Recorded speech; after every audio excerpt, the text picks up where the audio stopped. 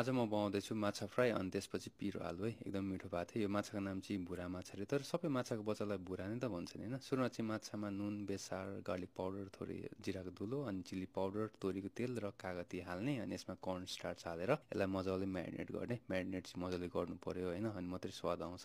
अनि त्यसपछि प्यानमा तेल हाल्ने अनि यसमा टक्कसँगले जिरालाई फुराइदिने अनि टिमुर पनि फुराएर यसमा मसिनो काटेको प्याज हाल्ने र यसलाई एकछिन मिक्स गरिदिने। त्यसपछि पालो आउँछ टमाटर हाल्ने, यसमा नुन, बेसार, त्यसपछि थोरै चिल्ली फ्लेक्स, गार्लिक पाउडर हाल्ने अनि यसलाई मजाले मिक्स गरिदिने एकछिन। अनि त्यसपछि जिरा धनियाँको धुलो हालेर यसलाई पनि मजाले मिक्स गरिदिने र यसलाई एकछिन छोप्नको लागि छोडिदिने। त्यसपछि यसको यस्तो बाक्लो खालको ग्रेभी बन्छ होइन। यसलाई नछोपिकन एकछिन सुकाउने अनि उसिनेको आलु हाल्ने अनि यसलाई पनि मजाले मिक्स गरिदिएर यसमा धनियाँ छर्किने होइन। अनि त्यसपछि फेरि प्यानमा तेल हाल्ने। अब कति तेल हाल्दाखेरि माछा फ्राई हुन्छ जस्तो लाग्छ त्यति नै हाल्ने अनि म्यारिनेट गरेको माछा हाल्ने अनि यसलाई मजाले फ्राई गर्ने। अब